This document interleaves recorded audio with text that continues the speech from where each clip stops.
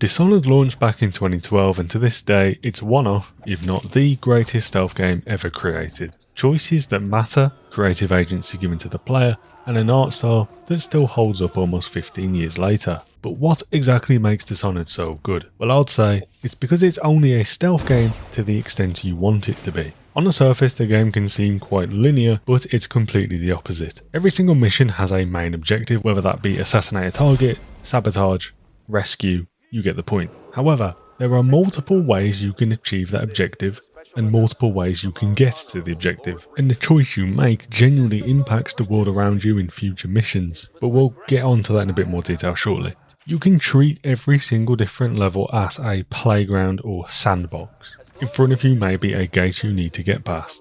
You can choose to parkour your way up over the roof, sneak up to the main power source to deactivate it, or find a secret underground passage to slip past. Every single stage of a mission feels this way.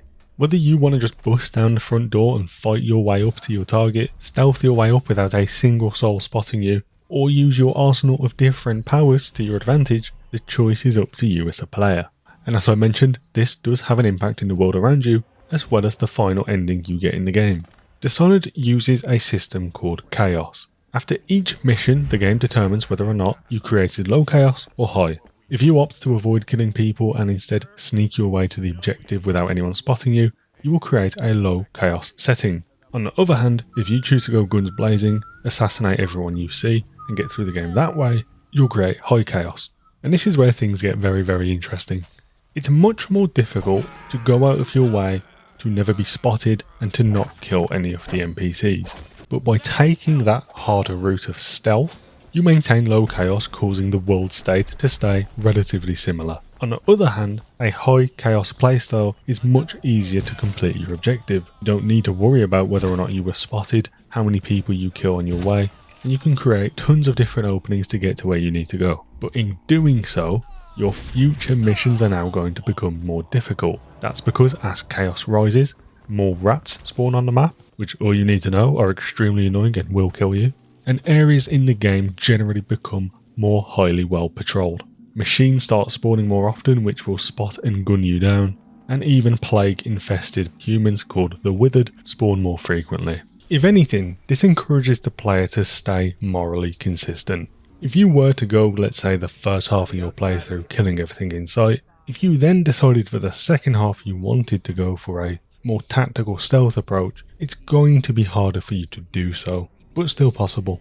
Likewise, if you worked hard from the start to go for the stealth approach, keeping the world in check around you, why then throw that away to go for the high chaos approach? There's a bunch of other ways you can choose to play the game if you want to, almost as a bit of added challenge. While it's not required for any particular story ending, you can choose to go ghost, which means to never be spotted for your whole playthrough. Other players may opt to go for a powerless run, where you're not allowed to use any of your teleportation, slow down time, possession moves, etc. It's all completely up to how you as a player want to play the game. And it's all incredibly viable. While in the background footage you'll see me using the teleport spell a lot just because it feels so good. If you wanted to opt to never use a power, you can do that. The world is set up so that there is always a way to parkour your way up to something, or to manually get around an obstacle without relying on these powers. But to get back to the main point, no matter how you choose to play the game, it will respond to you with reward and punishment in accordance to that playstyle. Some options of course are going to be more difficult than others, but still remains balanced, and that is crucial for replayability. If you have never played the game before, I personally would recommend going for a run where you're using your powers, because it all feels so mechanically tactile that there's not many games to this day that do it better. They can aid you in whichever playstyle you choose, but for me, using Blink to parkour around and position myself around the enemies I want to take out is so fluid it's unreal. And the way the world design is set up needs to be studied. Every single ledge, crate, roof, balcony, it all feels placed so intentionally to how the NPCs in a given area move around, and the options that you as a player then have to pick from. Yet, with the amount of options there are, nothing ever feels confused. Normally in levels with this many choices, you would expect things to get a bit messy in places, or potentially even confusing as to which route to take. But Dishonored's a game where it doesn't matter which way you go, everything can interlink but ultimately pushes you forward to the main objective. And even still within these levels, there's plenty of different secrets for you as a player to go discover, explore and loot. Helping certain NPCs with subjectives within a mission will also lead you to different rewards. So not only is exploration and traversing the map simply fun to do, again there is reward and incentive for the player to do it, and I cannot praise the game enough in this sense. And it would be very ignorant of me not to touch on the art style of this game, because while you're doing all of that amazing gameplay stuff, even though the game is almost 15 years old, because of the stylized art style, the game truly hasn't aged all that much. The kind of cel-shaded look means that there is no realism to be outdated. The game looks as good now as it did when it came out, which you can't say for many games out there. I mean, in that sense, the game really hasn't aged at all. And bear in mind, you can usually pick this thing up for pretty cheap during a sale, typically like within the $5 range. You just have to give it a go. I mean, within the first 2 hours, you're going to be able to figure out if the game's for you or not. And if it's not, you can just go for that refund and act like it didn't happen. It's a small download too, so you're not missing anything. But if you do feel the charm of the game within those 2 hours, don't worry, it only gets better from there.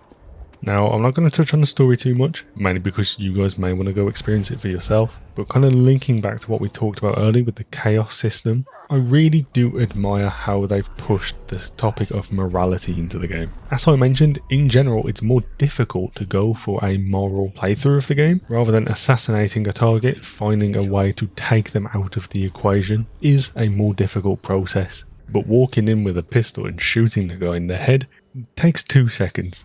And that all feeds back later into the game. If you take the easy way out and just kill everything without thought, maybe you won't be too happy with the ending.